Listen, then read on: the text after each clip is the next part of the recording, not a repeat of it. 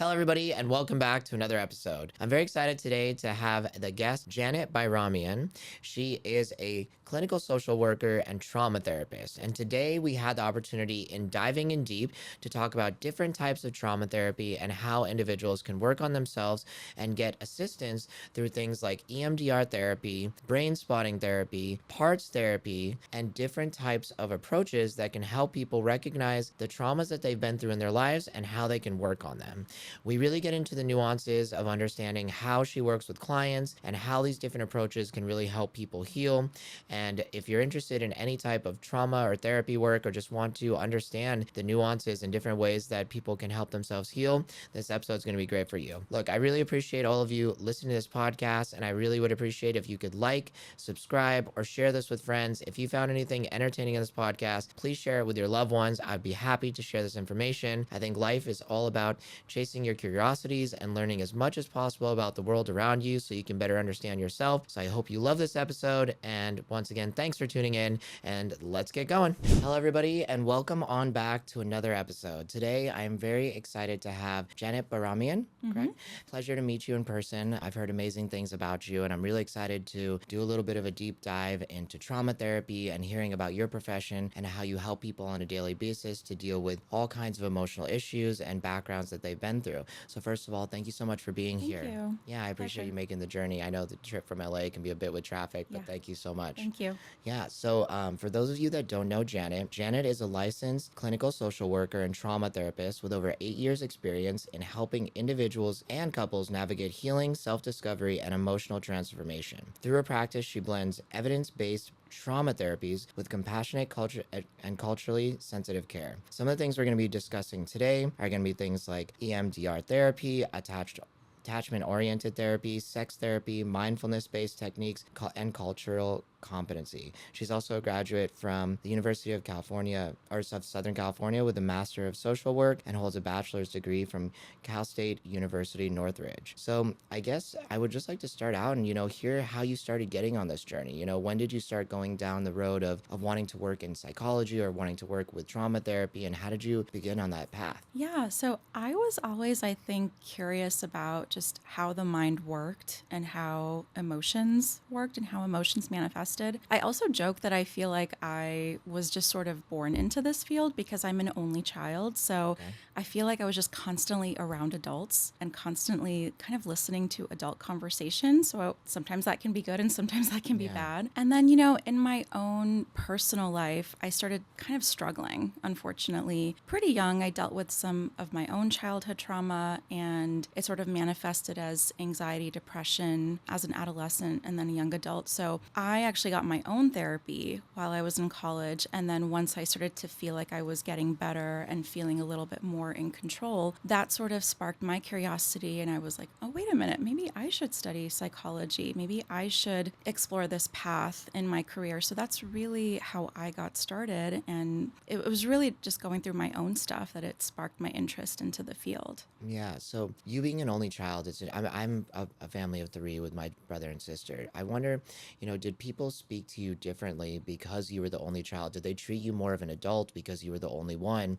Like, what exactly, when you say that being an only child affected you to go down this path, what exactly do you mean by that? Well, I think as an only child, at least this is my experience, maybe not every only children Of course, everyone's experience deal with this, but I just feel like I had to sort of be independent. Like I had to learn how to play by myself. I remember my mom would tell me stories that I would just play with my dolls and like pretend I was teaching them things. Yeah. And I think, a lot of my family would describe me as having like an older soul. So I just think that I tended to actively listen. Like there's a skill as a therapist where we teach our clients how to actively listen. So that means listening without talking and really trying to absorb what the other person is saying and trying to absorb also their experience. And so I would do that a lot as a kid. And again, I think that makes for a great skill as an adult. But I think as a child, I didn't really have as much opportunity to play, I think. So I think it was positive in that regard, where I got to learn all of these like awesome skills as a kid, and now I bring it into my own adult life. But I think, looking back, I wish I had more opportunity for play and like little kid stuff. But yeah, I will say a lot of my friends who are only children sort of have also entered this field and are really, really good listeners. Yeah. And we're also kind of exposed to more adult conversations growing up. 100%. And I definitely understand that skill set. It's something that I've definitely learned through the podcast, actually completely listening to what somebody's going to say, allowing them to get out that entire and complete energetic exchange, and then finally responding. Mm-hmm. I think for many years in my life, I was always just thinking about what I'm going to say and only thinking about what my thoughts are and not really paying attention to the person in front of you. And Mm-hmm. after doing like different types of like growth workshops and just like learning different types of skills, really just trying to sit back and give the person in front of you a full opportunity to express themselves. It's a very, very deep skill that I think a lot of people should take the time to learn. And I think unless you get put into specific situations where you need to learn it, or maybe it's part of your job, a lot of people don't take the time to do that. And so, yeah, that's amazing that you learned it at such a young age. Totally. Yeah. Yeah, it's a skill we talk about a lot in practice. Yeah. Is this something that you maybe like work on with clients too? Or is this something that you've just kind of like developed to teach others? I really try to work on this with clients, particularly clients that are coming in with relationship problems, or sometimes when I do work with That makes couples. sense. Yeah. Yeah, like your knee jerk reaction is to just respond right away. You want to be right, you want to defend yourself, but we have to remember to take a step back and just listen to the other person's experience. Yeah, 100%. That's something like as I've gotten older, I've realized, in dealing with like female energy, like sometimes it's like they're not I'm being a lawyer and just my life and just ever since I was a kid, I'm always trying to solve problems. That's like sometimes Mm-hmm. I joke with people, I'm like, I'm a professional problem solver. But a lot of times just the people I'm dating, it's like they don't need me to solve any problems. They just want me to sit and they just want me to listen. Mm-hmm. And one of my guy friends, he even does it with me, which is really good. He asked me before the conversation because I'll call, be like, I need a vent.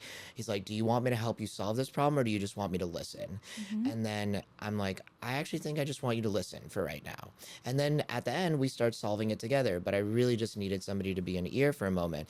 And I've started using that technique too, where, if I'm dating somebody and they come to me, emotional, it's like, do you actually want me to help you solve this? Or do you just need me to be an ear and just provide support? And it's definitely a learned skill. And it's, you start getting better at feeling into what people need, but the clear communication for me really helps me because my brain's always just trying to find a solution for everything. That's amazing. That's amazing. You're practicing that. Yeah, it's been a beautiful part of the journey.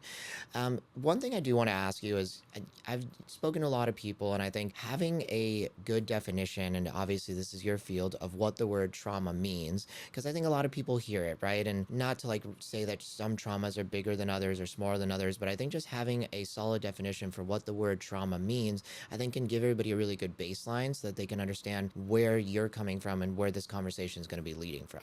Yeah, absolutely. So when we talk about trauma, if we're talking about like the textbook definition, it's any time we've experienced either a significantly like life-threatening situation or witnessing something life-threatening. Like that's the textbook definition of PTSD. Okay. But the way I tend to conceptualize it is I just feel like it's any distressing life event that impacted your ability to process it and impacted your ability to function and like lead your day-to-day life. For example, like a divorce may not be traumatic for one person, but it can be totally traumatic for another person depending on what they went through with it.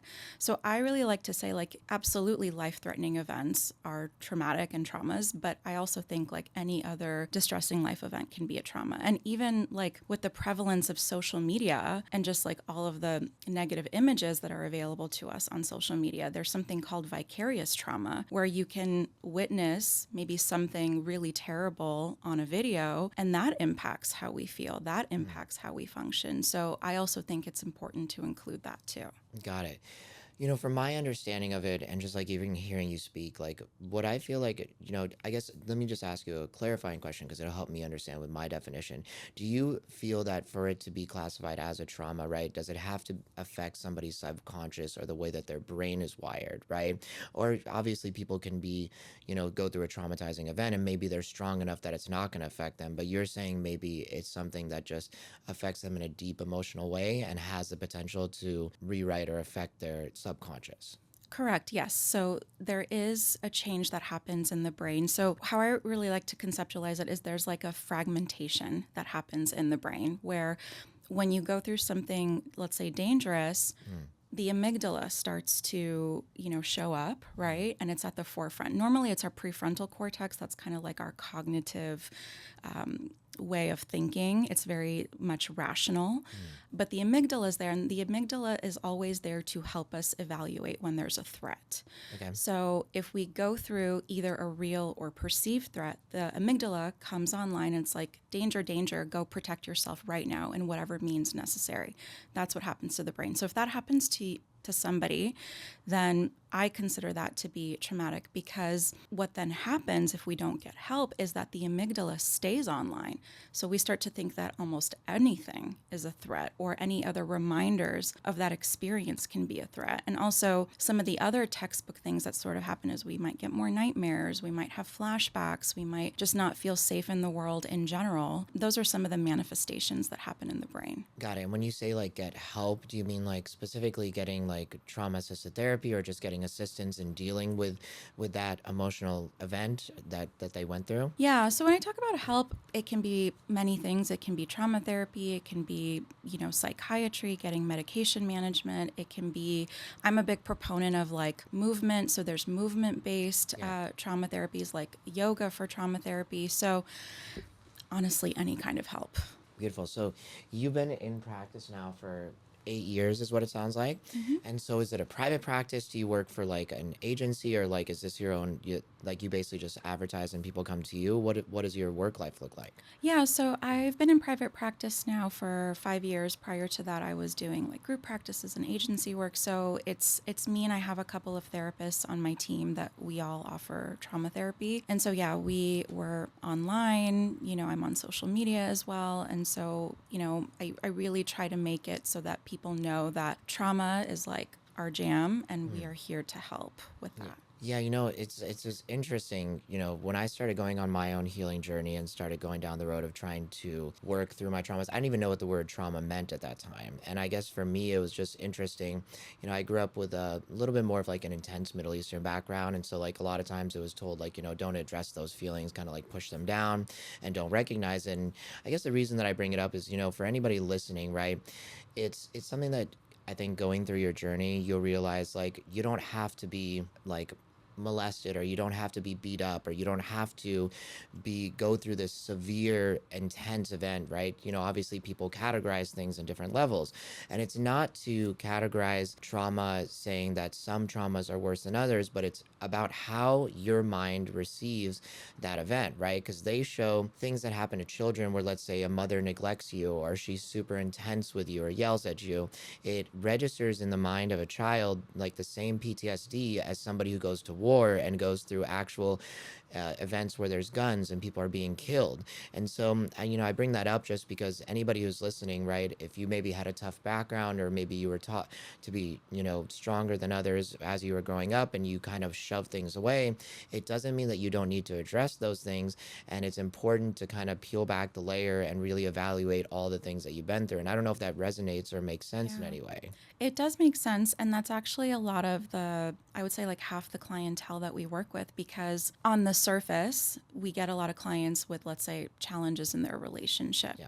And then when we dig a little bit deeper into their past and into their childhood, lo and behold, maybe they had neglectful parents, or maybe in their childhood they witnessed their parents fighting, or there was domestic violence going on. And I consider that just as intense of a trauma as, let's say, going to war. I mean, they are very different things. Very different, yeah. But it will nonetheless have a significant emotional impact on that person, and also impact their relationships now and just how they function now. So it's so important to also honor that as something to really work with. Yeah, 100%. I mean, I remember reading some things where I feel like, and you can clarify this because I don't know the data on it, but like, I feel like up to a certain age, right? Like when you're a child, that's like, will help write the script for the rest of your life. What are the most transformative years, and where does that like start tapering towards we're more writing our script versus it's just what our parents say? Is it like 7 years old, 10 years old, 12 years old? It obviously happens throughout our entire life, but I feel like we're much more susceptible up to a certain age, correct? Absolutely. I mean, when we talk about, there's another term in our field called attachment, and that's starts when we're essentially born, actually even a little bit in utero, where we develop that bond to our caregivers, typically our biological parents, but it can also be, let's say, adoptive families. And when we talk about attachment, like that's our sense of security. And anytime a caregiver, for example, like responds to a baby crying or responds to a baby that needs their diaper changed, they are creating that safety for that baby. And that baby understands, oh, somebody's always going to help me when I call out or cry for help, right? So I would say like those initial formidable years are so, so, so important, where like not only is the baby's brain just developing so rapidly, like there's billions of neurons just already developing. But I would say the age when we start to understand that we have differentiation from our families is around, like you mentioned, like 5 years old, Yeah. 4 to 5 years old.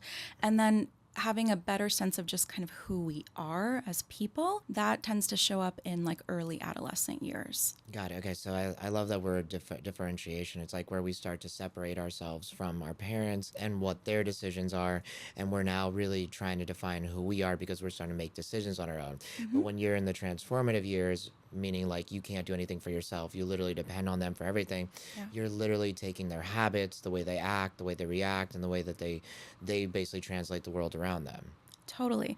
Like Yeah. if you even see a baby, for example, and like let's say the mom or the dad, not mom, or the dad are smiling at the baby will start to smile. And that's Yeah. because we have mirror neurons. And so that healthy attachment starts to build. If the mom's face or the dad's face is just like totally flat and the baby's seeking that comfort, that's going to create a little bit of that rupture that might happen.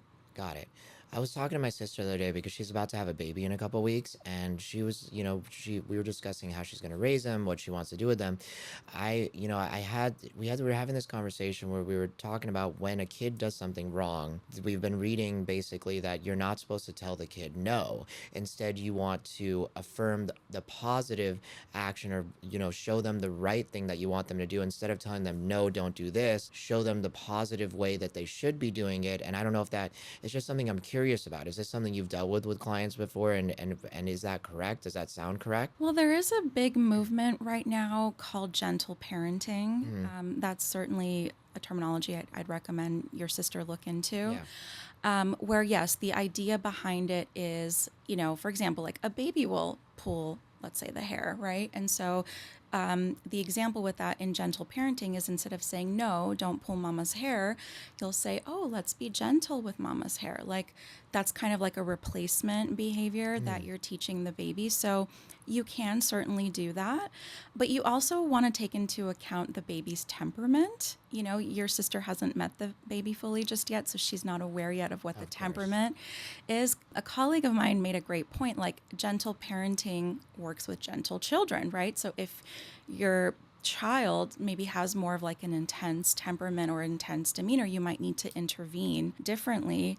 But gentle parenting is a big buzzword and very popular right now for sure. Okay, beautiful. In your field, is there like a specific niche that you usually work with, or do you work with just a wide range of individuals? Like, do you primarily work with children? Do you work with couples a lot, or is it just whatever comes your way? Yeah, so I, in my practice, work primarily with adults, and I tend to work with a lot of like sexual trauma or sexual abuse survivors. The clinicians on my team, they also work with like teens and families and couples, and our main focus is trauma. So it's not necessarily just sexual trauma. We might work with clients that have been through accidents, or like we talked about, like the neglect and the attachment traumas. So we work with all kinds, but I tend to work with sexual abuse myself. Got it. And is this something that like you just felt more prone to, or was this something maybe you had experienced in your own childhood and it brought you down that road?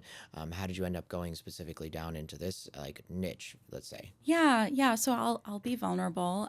This is something that I experienced in my own history. So I had to really work on getting myself a lot of help and support through it.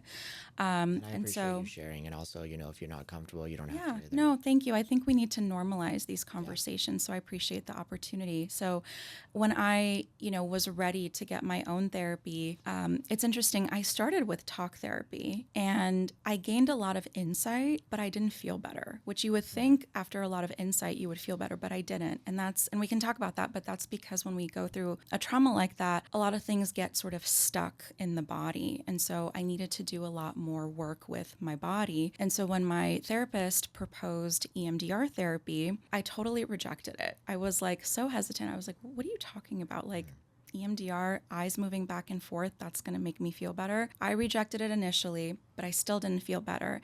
And my therapist at the time was like, Janet, what do you have to lose? Just try it. I tried it, and that made such a significant shift for me. And so when I did my own EMDR work and some additional modalities, I felt so much, not just better, but I felt so much more empowered. I was able to reclaim parts of myself. And so at that point, then I decided, okay, this really worked for me. I really want to get training in this. And so that's what really propelled me to work with survivors of sexual trauma as well and offer EMDR. Okay. I would love to, what does EMDR stand for? And I would love to just do a full deep dive into what that type of therapy is, because it's something I've heard about many times. And it's one of the things that I actually have little to zero knowledge about. And I would love an explanation of what EMDR therapy is. Yeah. Okay, so EMDR stands for eye movement desensitization and reprocessing. It was developed by a psychologist, Francine Shapiro, and she developed it back in the early 80s. She was originally, the story goes, she was originally like a cognitive behavioral therapist and a DBT therapist. And she randomly kind of went outside and moved her eyes back and forth, right, left, and just noticed she started feeling a little bit more calm, a little bit more relaxed, a little bit more regulated in her nervous system. And she thought, there's kind of something to that. And so in a nutshell, she was experimenting, with eye movement back and forth and developed EMDR with that process. So the idea behind EMDR is, yes, there is eye movements that move right to left. We call that bilateral stimulation. What we're trying to mimic is what happens to us during REM sleep. So when we're in that deep state of sleep, our eyes move back and forth underneath our eyelids. And what that does is it takes us to like a deeper subconscious. It's typically when we have a lot of dreams. It's typically when kind of like the brain declutters and cleans things up. And so we're mimicking that process. And why EMDR works and why it's so helpful is because it helps us go to a deeper place in our brain when we're trying to process and reprocess different memories. So that's in a nutshell how it works. It's just so interesting. It's like, is it like basically our eyes are moving like microns, like millimeters at a time, like back and forth, left to right? Or like, what is that motion like when we are going into that REM sleep? I just out of curiosity. I don't know if you know this information. So when we're mimicking the process in session, so it's not like moving here, it'd be like elongated, bigger movements. It also doesn't just have to be the eyes. As long as there's some sort of back and forth movement. Like I also have these vibrational tools that I have clients hold on to when they think about the memory they want to work on, and it vibrates back and forth. That creates the bilateral stimulation. Or sometimes clients will do like we call this a butterfly hug and butterfly tapping. That tapping back and forth will create that bilateral movement. And it's interesting because sometimes I have my clients close their eyes while they have the vibrational tool, and you'll see their eyes moving back and forth underneath the eyelids. So that way I know that they're sort of in that deeper state in their brain. Is it because we're literally physically triggering left brain, right brain, left brain, right brain? Yes. And so you're going back and forth between like the creative and the logical side. Yes. And so something about that, is it like moving chemicals in our brain that are like creating this like new experience, or what exactly is happening? Like, I'm just curious about the science behind it. Yeah. So, well, let me just explain this first. The reason why, and I mentioned this earlier, that I did not feel better just with talk therapy is because while talk therapy is great, I don't knock it, we stay in the prefrontal cortex of the brain. And that's, again, the very logical, cognitive part of ourselves, right? And again, when I was in my process in therapy, I knew logically what happened to me wasn't my fault.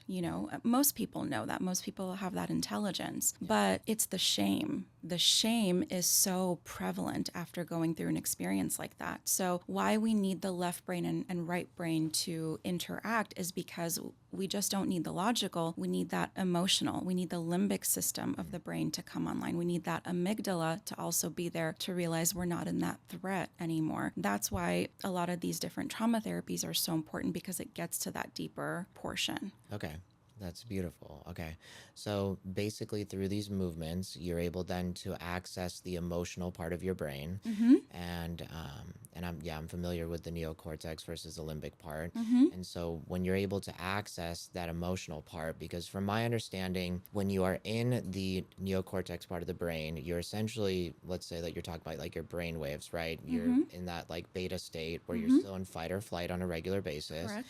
And so when you're in that fight or flight mode, it makes it very hard to create like new neural pathways. Correct. And so you're trying to essentially get them to relax, to drop into the limbic part of the brain, Correct. maybe drop into like the alpha and theta brain waves.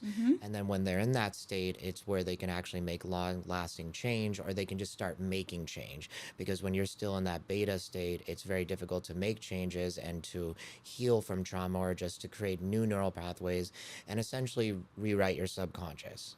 Correct. Yes. You said it perfectly with the neocortex and also with the limbic system, because in the neocortex, we might not realize what we're carrying. We might not even realize certain beliefs that we're holding on to. When we drop into the limbic system, this has happened with so many clients. They'll say like, oh my gosh, during the EMDR processing, they're like, oh my gosh, like I walked into that room, it was my fault. And the client might say, I didn't even know I was carrying that. I didn't know I believed that in that moment. So we help tap into that, what we are not fully aware that we're carrying. And then that's when we try to rewire, like you were talking about, create new neural networks. Yeah, 100%. And yeah, for anybody who's listening, I know I kind of like threw a lot of terms all there at once, but Joe Dispenza really talks about this a lot, and that's where I learned a lot of this. It's just like you have different brain wave states. So the beta is like where pretty much like right now we're in beta state, because it's like where you're functioning, you're getting stuff done, and most of us are functioning in a beta state throughout the entire day. And then does it go alpha, theta, and then delta, gamma? You don't really reach gamma very often, but basically as you're going down these brain states, your brain is like becoming more relaxed, it's open to new ideas, and you just have to get yourself to those states. And when you're in the beta state, they show essentially like pictures of the brain, and they show how fast your neurons are moving and how quickly they can create new neural pathways. And when you're in that fight or flight, a lot of people are like just very aware, very hyper like focused. It's very difficult to create new ideas. But as you get yourself to relax or feel more inspired, or like, it shows how much faster the neurons move. And the more relaxed you get and the lower you get into those brain waves, the easier it is to make long lasting changes. And so the new neural pathways are important, because it's difficult to heal from trauma, or it's difficult to create new ideas, or it's difficult to basically shift if you're in that beta state.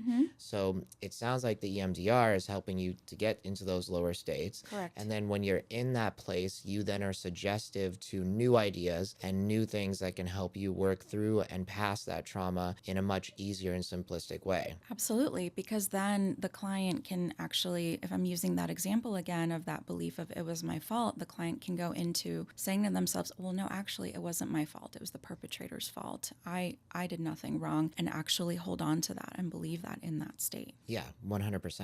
Okay, cool. And so I guess, if you don't mind walking me through, like, let's say you were doing EMDR on me right now, like what exactly would I be doing with my eyes? I just like kind of like walk through it, because I'm genuinely curious of like, does it happen quickly? Is it something that it takes like 10, 20 minutes just to get into that relaxed state, or how long are you having to do it? Like, if you don't mind walking us through what that looks like, Yeah. I would love to participate. Yeah. So with EMDR, we have different phases. There's 8 phases. The first phase is very traditional therapy. It's just doing an assessment. The next phase is history taking. So I try to understand your history and understand what you've been through. The next phase of EMDR is called identifying target memories. So when we say target, that's basically the core memories that still, let's say, upset you and bother you and affect you, where let's say you think about it and it still activates your nervous system, we identify those targets. I like to do what's called resourcing. So what that means is just helping my clients ground, helping my clients get more and more in touch with their body, teaching them how to regulate themselves. We do all of that prior to even touching the trauma memory. So there is a process to it. Once we do all that, then I would ask you, Joe, like, let me know, what is there a particular memory you want to work on today? We identify the memory. We want to also identify like how intense that memory feels for you when you think about it on a scale of 1 to 10. Yeah. Once we do that, we also identify if you're carrying any negative beliefs or any negative emotions, any sensations in your body. So we do a whole check-in on all of that. And then literally, if you were ready, if you felt comfortable, I would just sort of be front and center with you, have you follow, this movement with your eyes. Or I might have you hold the vibrational tool back and forth with your eyes closed if you felt comfortable. And then literally I sit back and we just go through the process. You are now sort of the leader of the session. Your brain is the expert in the room. And I'm there to help just guide you, but you are the one kind of sharing and leading what's going on and what you're noticing in your mind and in your body. For some clients, it might take them 5 minutes to tap into that deeper state. Some clients, it might take 10 minutes, a little bit longer. But we typically like to iron out like 60 to 90-minute sessions for this. And then we just kind of assess where you're at the end of the session. And the goal really is to, I would say 3 things. If your intensity was like a 10 out of 10, we want to see if we can bring it down to a 0 out of 10. And that may take several sessions, not just one, to feel neutral about the memory so you can think back on the memory and it's not as activating for you. And to also make meaning from that experience as well. Okay, so that's all extremely beautiful, and just like recognition of like understanding your process, in the sense of you're getting to know the client, you're getting them to understand their history and background, so you're creating the rapport and the trust with them. And then you're really going down into what are the separate instances and the things that you want to work on and things that you want to focus on. And then from there, my question, my curiosity is, when they are going through the EMDR therapy and they're doing the eye emotions, and so they're getting into that state where they're a bit more relaxed and they're able to work with you, are you then just asking questions, or are you essentially are you just guiding them through whatever they're experiencing? I guess I'm trying to understand, when they're in that state, let's say that they've come back to that trauma, they know what they want to work on, you've done the therapy, what does that look like? Is it just them working through it out loud with you and you're just helping to guide it, or is there a specific process that you're taking them through? It's essentially what you just said. So as you're doing the bilateral movement, whether it's the eye movement or the vibrational tool or the tapping, you might be sharing out loud, oh, I noticed like a heaviness in my chest. And I would say, okay, let's go with that. And I would just stay silent. And then if you're silent for a little while, I might ask like, hey, what do you notice now, Joe? And you might say like, oh, another memory is coming up for me. It's the memory of when I was, 4 years old. And then I would say, okay, let's go with that. And you would just continue. So it would be sort of like that back and forth of bilaterals, and then you sharing what you noticed, and then bilaterals again, and then what you noticed. The therapist really intervenes a little bit more if there's, for example, like looping, if we're sort of like stuck in the same place. Story. Right? Then I might intervene a little bit more and bring in like, okay, like let's bring in some of your resources, or let's, let me ask you, like, if your friend went through this, what would you tell them? Right? So kind of intervene in those moments, but it's really client led, because again, like, your brain is the expert in the room and your brain will tell me what it needs. Yeah, for sure. I mean, a lot of stuff, like I was involved in this men's group called Sacred Sons, where a lot of guys, and especially like me, and I can speak from my own experience, I get stuck in the story. And like at some point when I was going through my process, they asked me, instead of getting stuck in the story, how are you feeling right now? And can you express that through sounds instead of words? And like really trying to feel into what the emotion was showing me, and what I needed to release and what needed to come out. And I did 10 days of silence in India in a silent retreat, and I was working through a lot of stuff myself. And I just remember like saying to myself, like, in the silence are all the beautiful sounds of your soul. And if you just like work, like, we all have the capability to work through our traumas and to work through our things, but it's really making the space and getting in the right headspace. And now realizing, what the EMDR therapy said, it's like I was disconnected from my phone. I was Mm-hmm. actually just in a place of silence and I was praying and meditating. And I actually was probably in a state that allowed me to really work through these things. Mm-hmm. And if you sit with it and you feel through it, I think all of us know what we really need and what we need to feel and how we need to feel it, but we don't make the space and we don't do what's best for ourselves. Totally. So obviously people need a little bit of assistance, especially in a world that we live in now where we're just going from one screen to another, or one stress Mm-hmm. to another, or one addiction to another. And so it's beautiful that you're offering this and you're providing the space for individuals to come and heal through this. Yeah, thank you. That's a beautiful story, by the way. Yeah, thank you. I appreciate that. Yeah, it was a wild experience. My brother is like one of my like spiritual guides in my life, and he had me when I was in the 10 days of silence. He had me write a list of all the people that I'd ever hurt and all the people that had ever hurt me. Mm-hmm. And going through that emotional journey was very, very painful. It was like 8 pages of people's names front Mm. and back, but it was really just kind of like feeling into it, experiencing it, and taking one event one at a time and seeing why it hurt me and realizing, I'm not the same kid I was back then, or, I'm a different person now, but also like just being kind and recognizing what I went through at that moment and not like talking down to myself and being mean to myself or being mean to the person that hurt me, and just realizing that like a lot of us are just hurt people hurting other people. Yeah. And a lot of times we're just projecting our own insecurities or our own problems on other people. And as you start going down, like understanding the psychology of other people, you just realize that people are just projecting their own insecurities on you. And it has nothing to do with what you're doing. It's just whatever they're going through. Mm-hmm. And that's been a huge shift in my life. And as I've been shifting through that, people don't really bother me as much anymore. Like Yeah. it really takes a lot for somebody to shift and to shake me. I just like see somebody angry and like yelling at me. I'm like, I just feel bad for you, whatever you're going through. The Mm-hmm. fact that you have to get to the point that you're yelling and screaming or just super angry, it's like I just want to give you a hug because you're obviously going through some deep wounding. Yeah. And yeah, it was like something even like on social media recently, somebody attacked me about something, and one of my buddies was like, you should block them and you should never speak to them again. And I just reached out to the person and I was like, hey, I don't appreciate what you said on here, but I just want you to know if there's anything going on in your life that you're stressed about, or that you're having family problems, or you're having something going on, just know that I'm here to support you. But those words were not kind to me and that hurt my feelings. And they immediately responded and they were just like, man, I really appreciate you even just like responding to me after I attacked you like that. And they're like, I'm going through some issues with my mom. She's super sick and she's got a lot going on. And I'm like, hey, if you need a friend to talk to, I'm here to support. But you projecting aggressively on others, it's gonna push people away, and you probably just need some friendship and you need some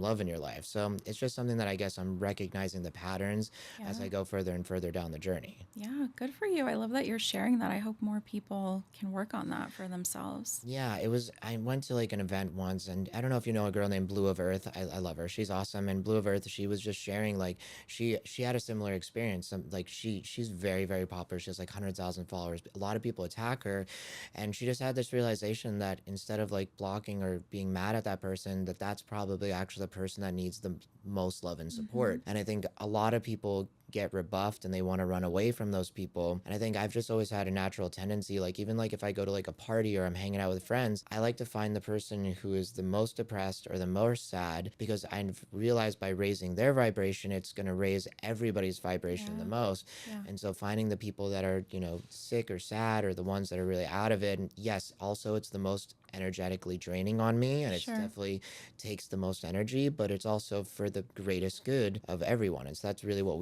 should be searching to do, and not walk away from the people that are Yeah. really sick, but helping the people that are the most sick, because that's Yeah. going to help everybody else the most. Yeah. Is it okay if I just share something about what you're talking about? 100%. Yeah, please share anything. Yeah. I want to say, like, what you're sharing that you do and the work that you've done on yourself, it's sort of that, like, calm, compassionate, I would say, like, courageous part of you. And I feel like we're all born with that. We're all born with those, empathetic skills and tools. And I feel like a lot of the therapy and most people that go to therapy, I feel like want to connect to that and don't know how. And I really just say to people, and they might not believe me, a lot of them don't believe me in the beginning, but I say to them, like, you have this. You have that skill. We're all born with that skill. It's just you've been through so much and so many things have happened to you that like there are other parts that have had to develop to, you know, sort of harden you from it, but it's there. It's like underneath a lot of that. So I just wanted to respond and say like it's great that you've tapped into that and you're trying to model that energy to others. And I just want to say to everyone that's hopefully listening that like we all have that skill too.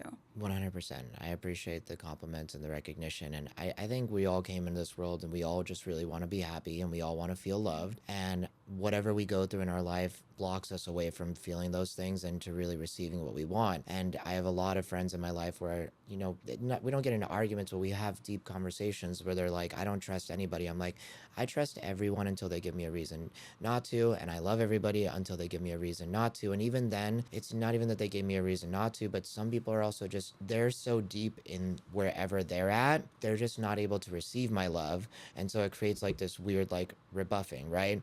And if somebody does something so distressing, it's like they're going through whatever they're going through.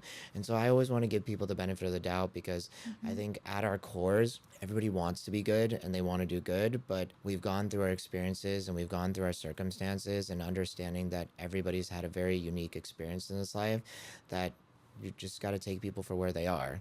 And it's up to you to stay in that vibration of love and that kindness and to really try to emanate that to others because, you know, hate perpetuates hate just as much as love perpetuates love. And it's up to us to treat others the way that we want to be treated.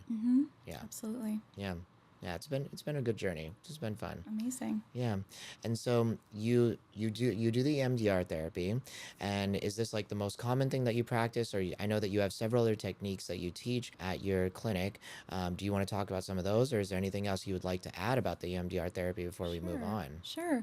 Yeah. So EMDR is kind of the most popular request that I get. I think EMDR has become a lot more mainstream. A lot of celebrities and influencers really like EMDR. But I do a couple of additional types of trauma therapies. There's another one called brain spotting, another one called IFS, internal family systems. IFS I actually like to combine with EMDR and brain spotting. So I do a couple of others that I really enjoy as well. And I do want to say that like every tool that I offer, I also receive myself as a client. I've been a client of therapy for the past 10 years on and off. So everything that I encourage my clients to do, I always try to do for myself also. You know, I think that's so sick and so awesome and so in so many ways because I mean I've definitely had a therapist where I've gone on and off for years. Now it's more like I have coaches, like business coaches, and I have like a spiritual coach, and then I have like a relationship coach. So like that's become my therapy in a way.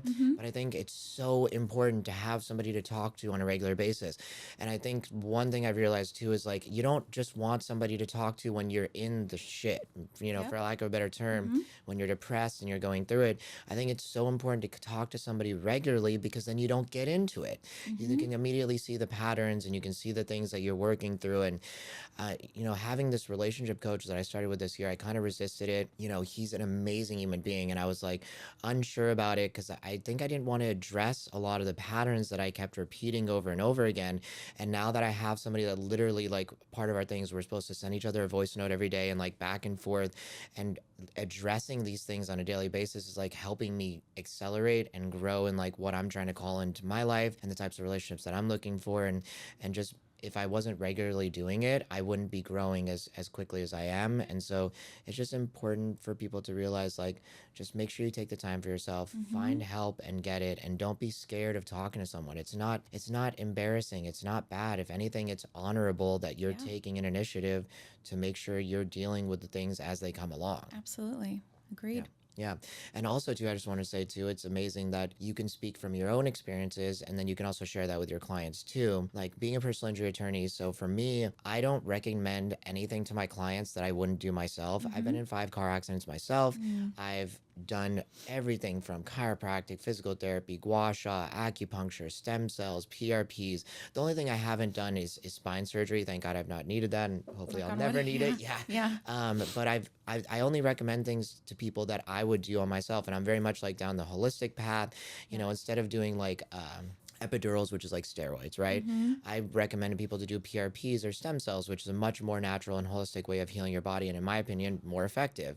Instead of just giving people like Norcos or like painkillers, I'd never recommend to my clients, but sometimes, of course, they're in so much pain, they're going to take it. But painkillers don't solve any problems. They're Right. just numbing the pain, right? And so, yeah, I definitely feel the same way. It's like I wouldn't recommend something to Mm-hmm. somebody that I wouldn't do for myself. Mm-hmm. Yeah. Absolutely. Yeah. Totally agree. Yeah, so that's amazing that you take that approach to your practice. Thank you. And so you said one of the therapies is called brain spotting. I've never even heard that term before. So what is brain spotting? Yeah, so I'll give you a little bit of a history of it. So, brain spotting was developed by David Grand. He's still around, he's still practicing. He was actually an EMDR therapist. And so, he worked a lot with athletes and athletes that wanted to improve their athletic skills and their performance out in the court. And so, he was working with a figure skater. And for whatever reason, the story goes that she couldn't do the triple axel without falling every time. So, I think he was actually working with her on one of the falls because I think one of the falls was pretty grueling for her. And he was doing the back and forth eye movements with her. And she just spontaneously, the story goes, like paused her gaze on one spot. Like she didn't continue the back and forth eye movement. So David Grand, he just kind of went with it. He was like, okay, like, let's see what this is about. She held her gaze at that spot. And what came forward was all of these like emotions, all these tears, all these feelings, all these fears for her. He spent the entire session just like helping her bring forward what was coming out. And then I believe the story after that is the next week she went out on the rink and was able to do her triple axel without falling. So I think what David uncovered is that we also hold energy with where we look, because the idea behind brain spotting is where you look impacts how you feel.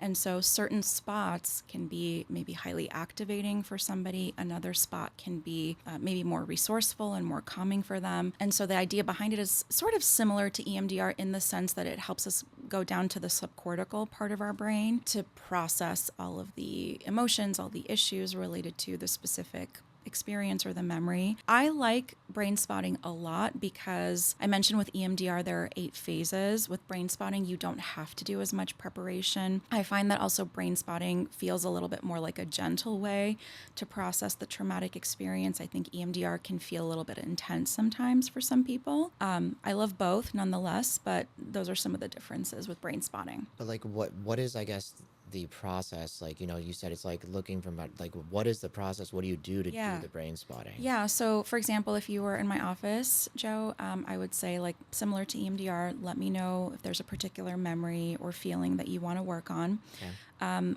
If you can imagine it, I have like a pointer. So I would then have you kind of follow my pointer, bring your gaze to different spots in the room, and then ask you, like, where do you feel the most activated? And so you would find what we call a brain spot, the most activating spot in the room. And then I would literally have you just keep your gaze there. It totally sounds woo-woo. I totally get that. No, it's not whatsoever.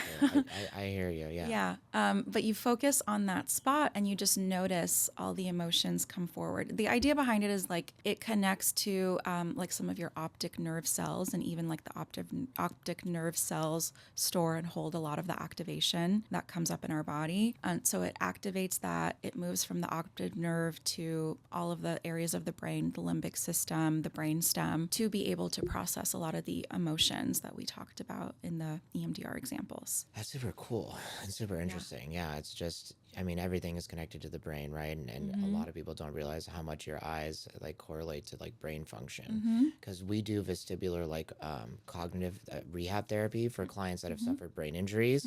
And so literally eye movement going left, right, up, down, following it, it like helps rewire the brain. Yeah. And it's something that I need to do a little bit more of a deep dive in. I understand most of the mechanisms behind it, but also understanding that by looking in different ways with your eyes, that actually holds trauma too. Yes. And it's super cool. I was doing an online Tony Robbins conference like a couple weeks ago, and they had this girl who's a body language, one of the top body language experts in the world.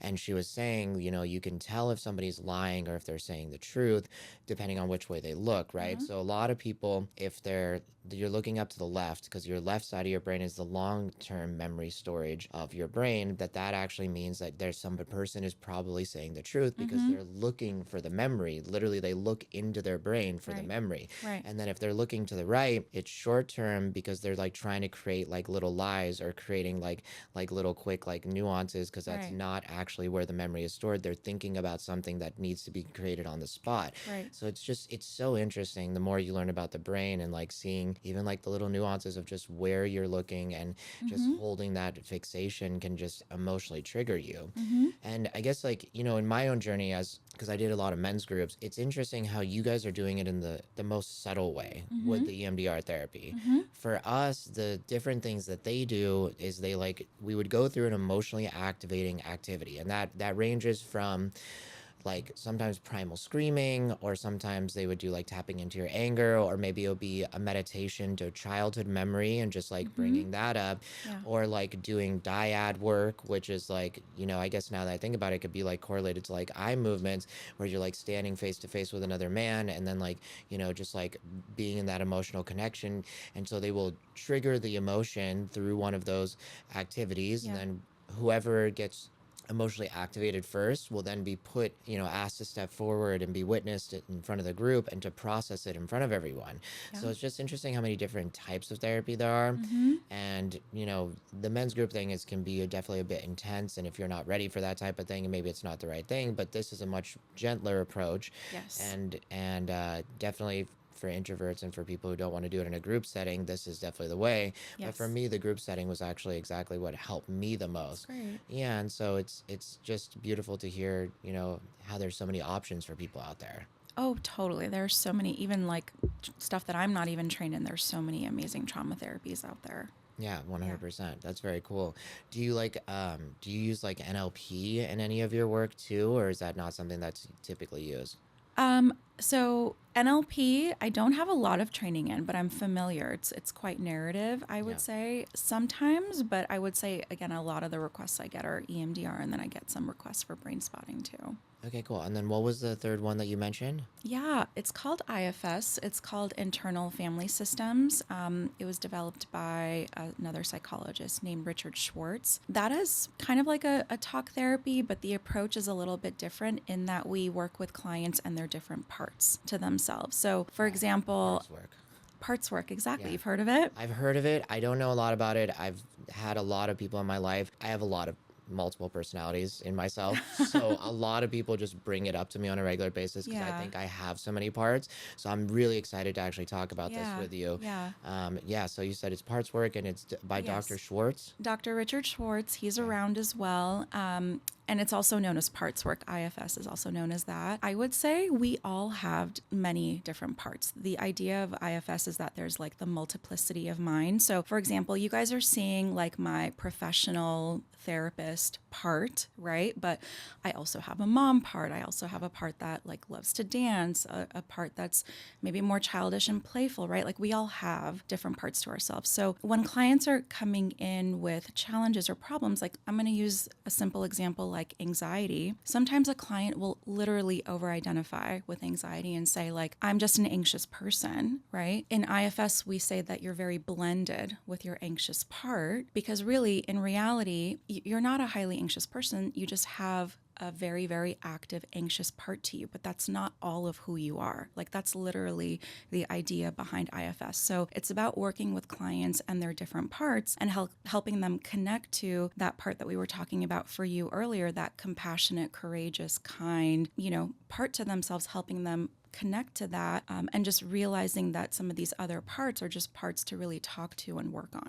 Got it. Yeah. I remember one of my mentors was like telling me when we were talking about parts work, he was saying like sometimes it's like you got to imagine you have a school bus, and there's all your different parts in this school bus. Your anxious, your excited side, your confident side. But every once in a while, one of these kids in the back of the bus freaks out, kicks you out of the front seat, and now the crazy side of you is driving that bus, and it's up to you to calm down, take back control of the bus, and make sure the part of you that you want to be in charge is the one leading the charge. And so yeah, I mean it's just as I get older, I realize there's just so many different aspects to me, who I am, and like the things I'm passionate about, and just like the things that run me. And like it's something that I struggle with a lot of the time because I think a lot of people feel that they're supposed to be boxed destined to feel and act a certain way and only have these things in their life. And, based on what your career is, this is only the things you should be doing, right? And these are only the types of Yeah. things that you should be experiencing. But I don't know. For me, I just think that there's an entire world out there. I don't want to limit who I am, who I'm going to relate to, and just the interactions that I want to have in this universe. I think everything is here for us to enjoy, and whatever is calling to you, go enjoy it and do whatever makes you happy. And having to act in a specific way to make others happy is exhausting, and it's something I guess I'm just still working through, because I guess just being a lawyer, it's like I think people expect me to act and be Mm-hmm. a certain way, and I'm Mm-hmm. just not that way. Mm-hmm. And I'm just getting more and more comfortable with just being like, this is who I am and this is what I have to offer. Yeah. And really, like when we're talking about parts work in IFS, it's about befriending some of those parts that maybe on like the external level we don't like the anxiety, right? Like Yeah. we don't love anxiety, but in parts work, the goal is really to befriend them because the anxiety is there for a reason. It's not like it just showed up out of nowhere. A lot of our parts can be very protective. So it's about like getting to understand why these parts came into existence and how it's been trying to help you, but maybe you just don't like the methods that part was trying to help you, and then befriending it and offering it compassion so that maybe the part can transform. Yeah, I guess just even hearing you talk about this, I've been working through in my whole life a lot of anxiety. Like, I feel like I'm a pretty high functioning, anxious person. Mm-hmm. And just even taking like a day to myself to just relax Mm-hmm. and like be like, all I'm gonna do today is relax, watch TV, and like not go do anything. But like after 2 hours of that, I get super anxious and like, Mm-hmm. just to be kind of vulnerable, my like nervous tick is I pick my head. And Mm-hmm. so like I find myself after just relaxing for like an hour or two, I can't justify relaxing anymore. And it's like I've started to realize like my like nervous, like my ticks or like just things that I'm kind of working through. It's like it's signaling something to me that I need to work on. And I guess when you say befriended, I'm like the opposite. I'm like, F that, and I'm really aggressive with myself. And I'm like, you should just be able to relax. This should be easy for you. And instead of being kind to myself and realizing I'm just like signaling to myself that maybe this isn't what I want to be doing, or maybe I need to relax in a more efficient way. I don't know. I guess I'm kind of like working through it out loud right now, and it's Yeah. not something I've worked through. Yeah. So I'm trying to figure it out as I'm going through this journey, but I definitely have had the opposite approach and it's not working. Yeah, Yeah. that doesn't work because when we talk about parts, like I know some people will say, like, I just want to get rid of the anxiety, but the Yeah. goal is not to get rid of it because, again, it's there for a reason. And if we go deep enough, like to try and understand that part's intention, it's typically trying to help you in some way. It's just the method that it's trying to help you doesn't work for your Yeah. life. So, when you go back to your therapy or with any of the coaches you work with, I'd highly recommend like maybe just setting some time aside to just talk to that anxiety when it shows up and asking it, what brings it there in that moment? What is it trying to do for you? What's its job for you? That could be really helpful to explore that. Got it. So you're saying when I'm feeling the anxiousness, Yeah. to literally just kind of stop everything and just have a conversation with myself out loud. Why am I feeling anxious? What do I maybe feel like? Maybe I haven't gone to the gym today.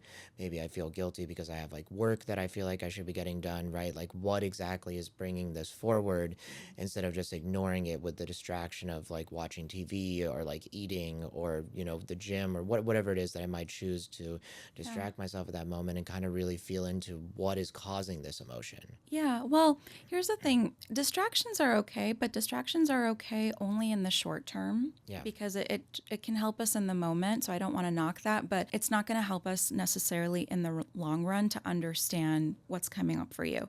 I would even encourage you, Joe, to like slow down even more. Like, so when you're checking in with that anxious part, realizing that that's not all of you, you already know that, but more like just checking in with it. And a good question to ask some of your parts is how old or how young is this part? Because sometimes our parts are way younger than our age right now, and sometimes our parts can be older than ourselves. And typically, the parts that are older than us are typically like ancestral, like they come from our family of origin. But a good question to ask is how old or how young is it? Because if it's like a younger little kid part, you can relate to it almost like from like a parent, or like maybe more from a compassionate energy to try and understand what that part is trying to do for you in that moment. Okay, I've never thought about that or even heard that before, but it makes, as you're saying it, it's resonating on a very like deep way. Yeah. because like yeah, it's we all grow, and especially understanding that we have multiple parts in different rates, Mm-hmm. and your stubbornness or maybe your kindness is just something that you know, like you said, it's like something I inherited from like a past life, or maybe just like I'm just Totally. like because I have always felt like I was an old soul, and so like Mm-hmm. I resonated with that very deeply, and Mm-hmm. that person feels like he's 100 years old, right? He's Mm-hmm. good.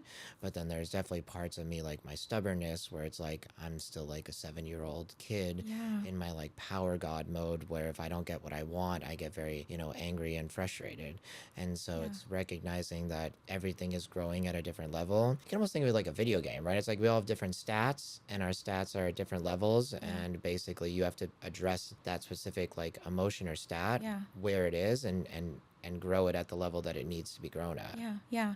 So I would say like that's really great awareness. Like if you have the time, maybe talking with that 7-year-old part just to see what comes forward for it. Yeah. I think would be great. Yeah, that's beautiful. That's really cool. Yeah. Do you have a family yourself? I have, yes, I'm married. I have an 11-month-old, so I'm like engulfed in my Yeah. mom parts Yeah. frequently. Yeah. So I feel like I'm balancing a lot mom part and then like professional therapist part for sure.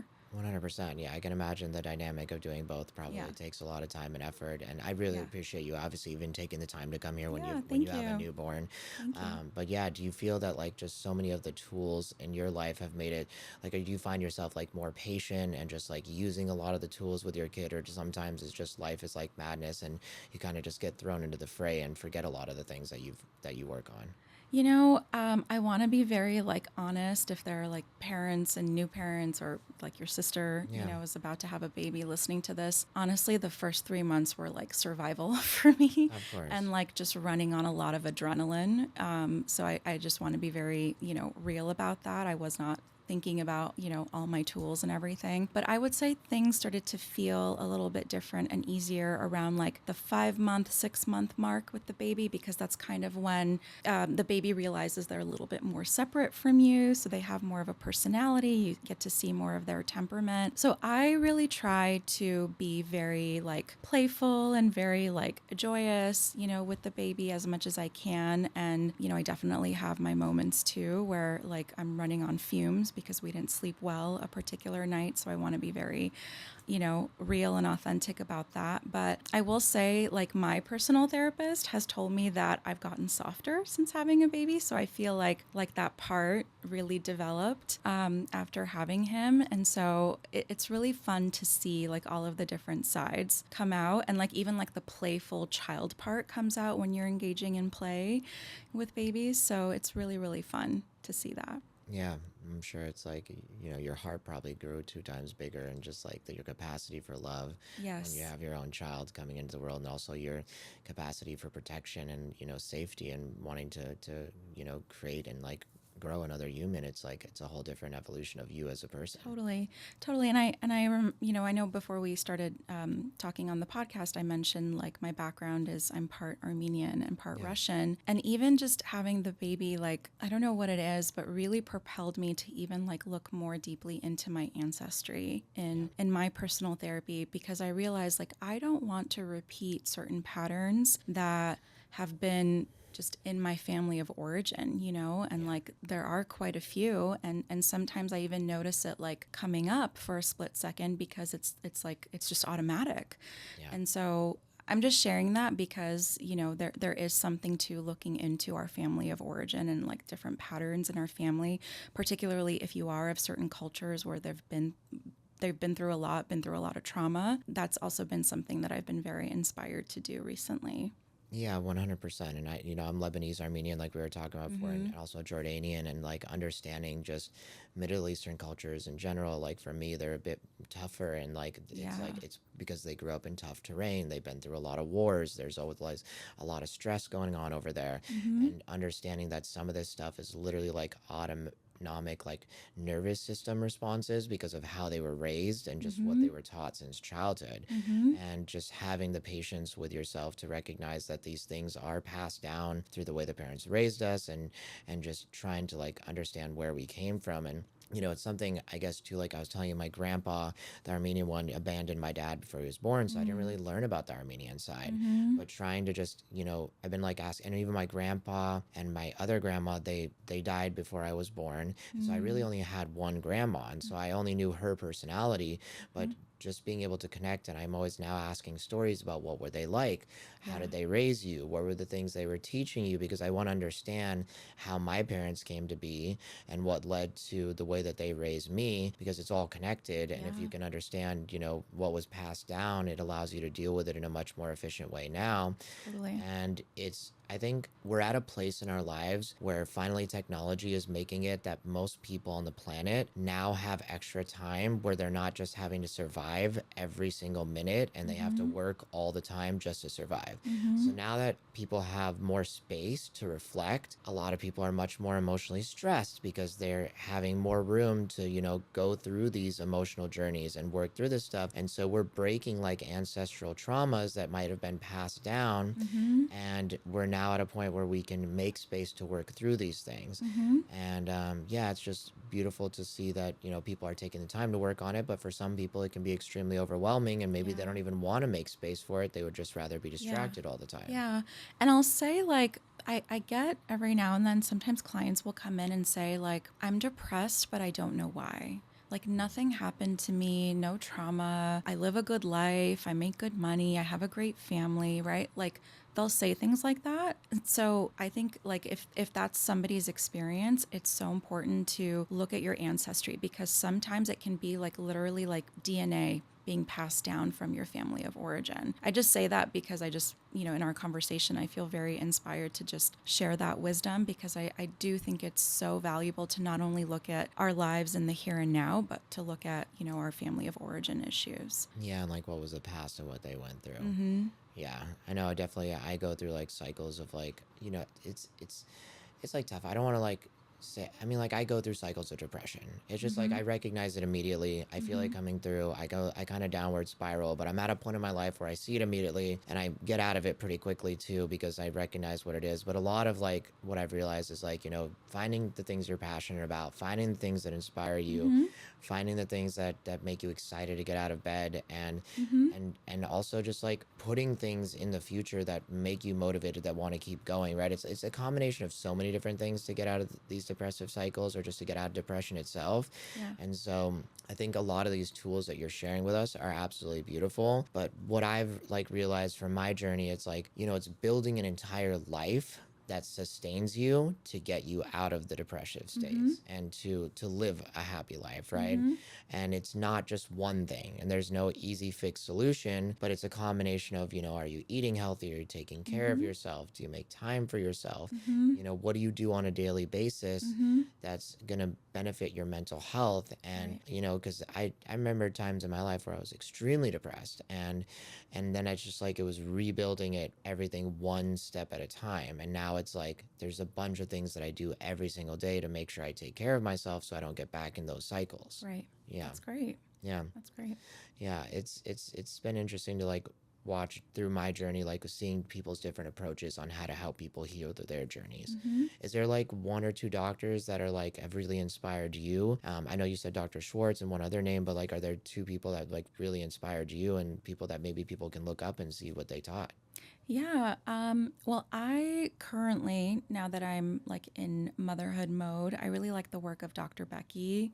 She provides a lot of, I would say, like really direct, ways to think when it comes to parenting young kids. I really love her podcast and her work. I also really love the work of Terry Real. He is a psychologist as well, that specifically works with couples, and couples that sort of have like an imbalance of power. Maybe one partner sort of is kind of on like the narcissism realm. I really like him too, because he sort of like tells it like it is, and he's very direct and very straightforward. So I really love his work as well. And I really love Terry Real also, because when you hear him talk just about his own life, he says that he's also kind of like a recovering narcissist and has done a lot of his own, trauma work and his own healing work. So I feel just very inspired when people share that about their lives too. Got it. Beautiful. Two questions. One is, what do you define a narcissist as? Somebody with like a grandiose sense of self, Grandiose sense essentially. of self. Okay, Mm-hmm. got it. Okay, cool. I definitely been through phases of that in my own life. It's Mm-hmm. just like just I'm always interested to hear like somebody who's a professional what their definition of it is. Mm-hmm. And then I wanted to also talk about like you I know you help with relationship therapy Mm-hmm. and you help like with sex therapy. I remember reading something about that too. Mm-hmm. Like first of all, I guess let's start like broad range, like with relationship therapy. What exactly do you do in that field? And then I would love to get into like what are some of the things that you teach people or help them work through, like sex assisted like therapy, or if it's maybe just relational, or if it's specifically people who've been through sexual trauma.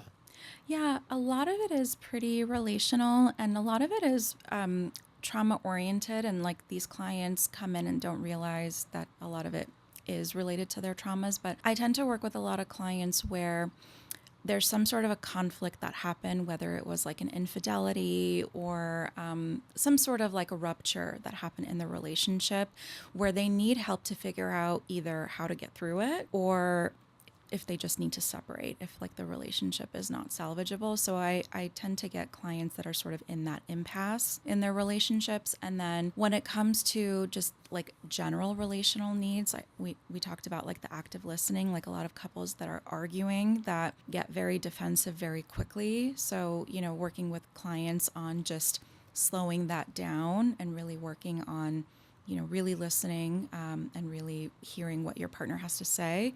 And then the other thing I like to work on with clients is like if there is some of that imbalance of power, I really do get inspired by the work of Terry Real and like helping empower the other partner to really help them kind of stand up for themselves and stand up for their needs, and help them determine, you know, if this is the right relationship for them. When it comes to the sexual issues, a lot of it can be related to some of the betrayal and the infidelity. And then sometimes men will come in with like issues with ED. So we'll work on, you know, some of the erectile dysfunction issues as well. So there's kind of a whole gamut of different things that come in. Yeah, I forget. I was listening to Andrew Huberman. I forget the name of the guest, but she's a sex therapist. Mm-hmm. And she was talking about, like, when it comes to like relationships with your partner, with like sex and stuff, if you work on the mental and emotional aspects and the things that are that focus for the relationship, the sex will improve, right? Like you can like recognize people might have issues with like avoidance because they like won't make eye contact during sex, right? Or like you can see that there's specific emotional like correlations between the way that somebody acts during sex, like how are they receptive to it? Do they, are they looking to connect with somebody else? Is it just to get in quick and just get out quick? Right. And you can realize a lot of like just the psychological things that somebody is going through by the way that they have sex. And as they heal through those deeper traumas and the ways that they relate with others, then the sex will improve and they're able to go deeper with their partner. Does that make Absolutely. sense? It totally makes sense. And Yeah. like, you're absolutely right, Joe. Like, the strongest, like, sexual organ is our brain. Yeah. It really is. Yeah, 100%. Yeah. Yeah, I think it's extremely important to have like, that emotional connection and Mm-hmm. to, like I was joking, like say to myself that I'm like sapiosexual because like for me it's like I need to be like turned on in my brain Mm-hmm. before, I want to, connect with somebody in that way. Mm-hmm. And it's extremely important to be, inspired or get excited in that way because the physical stuff, Yeah. it can be short term, but the mental stuff is really what you're looking for and you want to be Absolutely. stimulated on the deepest way like that. Mm-hmm. Yeah, and so I guess like dealing with so many couples and relationships, what are some of the top tips that you would give them? Is just like really learning how to listen better with each other, or if you need help to seek help, or what are the things that you'd recommend the most? Yeah. So with the couples that have gone through some sort of like rupture or betrayal, it's hard because oftentimes like they'll come in when they're in that crisis or they've waited a very long time to come in. So a lot of the beginning stages of work with them is just like damage control, like getting them to stabilize after, having discovered that infidelity came up. And then, the other, I would say, tool that I think is really important is to not only just actively listen, but the next step typically is I ask my clients, like, can you please repeat what you heard your partner say? Because oftentimes the other person will repeat it and then I ask the other partner, I'm like, is that correct? Is what she or he said correct? And they'll say, no, that is not what I said, or that's not what I meant. Yeah. So it's like getting them to like really understand what the other person is saying, and like, repeating that to each other is so important. No, this is such a great tool and something that I've had to learn too. It's like you're not in the brain of the other person, right? And you have your own specific subjective experience on life, right? Yeah. So understanding that, like as a lawyer, you'll have like five people tell us about an accident. All five stories completely different, Yeah. but they're all believe that they're saying the truth, Mm-hmm. right? And I guess what I'm getting at is like it's extremely important to ask your partner if to repeat out loud exactly what you heard and what you believe, and make sure that you guys are on the same page. Mm-hmm. And so it's almost like a double clarification, and Mm-hmm. it's important to get on that same page, because even like recently I was hanging out with a girl, and I felt like I was chasing her all night, and I just felt like like she wasn't receptive and didn't want me to even like be like kind of like chasing her in that way. And then like we finally like had a talk weeks later, and she just sat down and she's like, no, I thought you were being a complete gentleman. I didn't feel like you were chasing me at all, and I had the best time with you. Mm-hmm. Right? And I have my own insecure narratives that I thought Mm-hmm. I was not doing a good job, in the sense of like trying to meet somebody and flirt with them. And she was saying, no, I actually was doing a perfect job, and it was actually Yeah. really great. Mm-hmm. It's like we're all it's like our ego trying to prove itself wrong, right? It's like, oh, you want to feel like you're an idiot? I'll show you a million examples of why you're an idiot, right? And so just understanding that, everybody's having their own experience, and getting clarification is going to make you feel better. It's going to make them feel better. And it's also not being so insecure or worried about the other person and what they're going to say or think, to ask Yeah. what exactly is going on in your mind, and being a bit vulnerable, and being like, well, this is really how I feel, Yeah. and this is actually what's going on. And that clarification goes so far for the both of you. Yeah, totally. And even what you said earlier about projections, I mean, helping clients see like how certain things that are going on might be like their own stuff coming up, because it's interesting with couples, because sometimes they'll come in and they don't say this directly, but like the vibe that I get is like, just fix him. Just like, can you just fix him already? And really like a lot of the work is like getting both individuals to see like, no, what are you bringing to the table here? Like what is your own stuff also that you need to work on? Like that is so important to look at in a relationship as well. 100%. And I think also just being vulnerable enough to share the things that you need to keep working on, right? I think a lot of people are just so scared of being vulnerable with other person. And, I guess just like through my own journey, just reflecting that certain people come into your life at specific times to help you work on specific things, and recognizing that, nothing is by accident. You're calling in that specific, energy, and that's why this person showed up in your life. And it's, a good thing, or you can make it a bad thing. It's up to you and how you respond to the situation. Mm-hmm. Absolutely. Yeah, Yeah. 100%. Very cool. So, are there any other like major types of specific types of like therapies that you do in your office? I know you said, I remember reading something about like cultural therapies, and that's like, is that really in dealing with relationships, where it's like understanding, my culture might be different than your culture, or is this just in general relating to others in that way? Yeah, I would say it's general, because a lot of, our ethics in our field, specifically for social workers, I'm sure with other clinicians as well, is to have cultural competency. Because if you think about it, like a lot of the original developers of psychotherapy, the initial models were like white middle-aged men in their 40s, right? Like Yeah.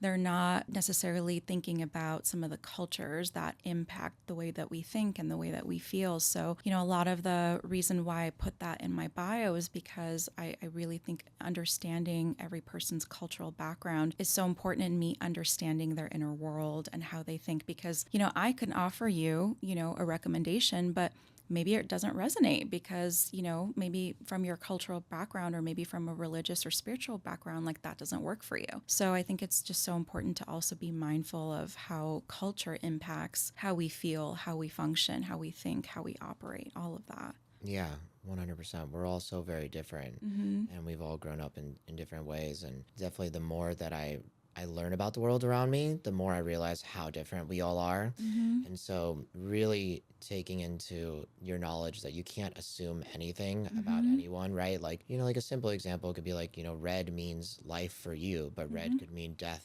and, killing for somebody else, Yeah. right? Yeah. And just depending on how you're raised can have a completely different perspective on how you approach life. And Yeah. so, taking in those cultural aspects, it can be a bit exhausting at times, but that Yeah. also just comes back to the tool of what we discussed earlier.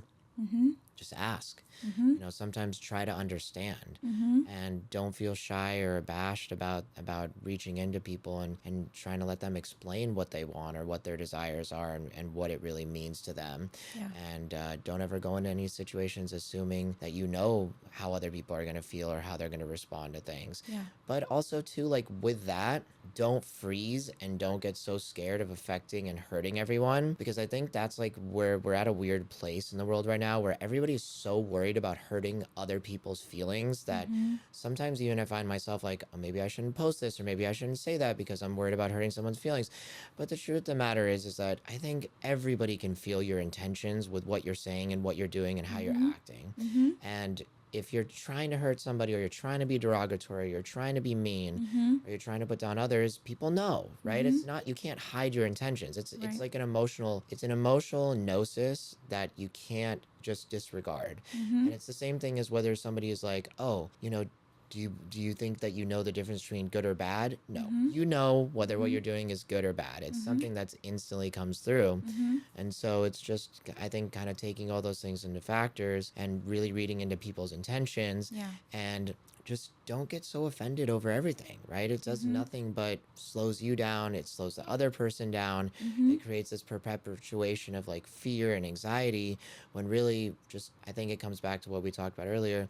Try to take people that they're actually trying to be good human beings. Mm-hmm. They're not trying to hurt you. If you come from a place all the time of this person's trying to hurt me, or what do they want from me, Yeah. or how are they trying to take advantage of me, it's an exhausting way to live your life, and it's definitely will crush you at some Yeah. point.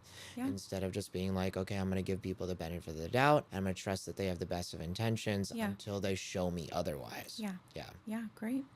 Yeah. And it was kind of like a full circle like conversation there. I know we've covered a lot of different topics today. Is there anything specifically that you would like to discuss that we've not discussed? I don't think so. I feel like we've talked about so many things. Yeah, we've talked about quite a few things here. Yeah. Yeah, this was beautiful. And yeah, I guess I really appreciate you taking the time to come down here today. You opened my perspective in a lot of different ways to understand different types of therapies and how they're approached. And it's so interesting just hearing the little nuances and different ways that people can heal. And I think that's just really a testament to anybody who's trying to work on themselves and really trying to improve. Just understand there's so much assistance out there. There are people like Janet who you can reach out to, and I'm sure you're always willing to take on new clients and whatever Mm-hmm. is being called for that moment. Like, there's help out there. And Yeah. do people, I guess, just to like clarify, do you guys work with insurance, or is it primarily cash patients? Just like, for people to understand that. Yeah, yeah. So it's a mix. We accept a few insurances. So if clients have questions about that, you can reach out to me and we can look into it. So we accept some insurances. We can offer a super bill if you're wanting to try to get out of network reimbursement, and then private pay is also an option also. Got it. Okay, very cool. Yeah. Okay, and then do you want to let people know how they could potentially reach out to you in case they do want to get in contact and maybe learn about some of these therapies, or maybe get these therapies directly from you? Yeah. So my company is called Road to Wellness Therapy. Our website is road2wellness.co. I'm also on Instagram. I'm pretty active there at Therapy with Janet B. So I share a lot of mental health resources and different topics on there. So you can also message me on there if there's an interest in maybe starting therapy. Okay, awesome. All right, so what is the last thing you'd like to leave our listeners with, or last piece of advice, or just thoughts, or just maybe even a life motto that you go by? Yeah, so last piece of advice. So if you are wanting to seek specifically trauma therapy, then I highly recommend just try to make sure and find out if the therapist is trained in trauma therapy, because you can do talk therapy, but like we talked about in today's podcast, like there is a limit to it. So I just highly recommend making sure whoever you work with has that training. Okay, fantastic. Yeah. Well, thanks everybody for tuning in. We appreciate you guys taking the time to be here today. Thank you so much for coming down, Thank Janet. you. This was a lovely conversation. I really appreciate all the clarifications and just helping me to dive deeper in my knowledge in therapy and how people can help themselves. And I just really appreciate you just having these conversations, because I think these conversations allow people to feel safe to start working on themselves and, like you said, healing past traumas and just, for future generations too. Yeah, I appreciate it. Thank you. It was fun. Of course. Thank you so much. All right, cool. Signing out.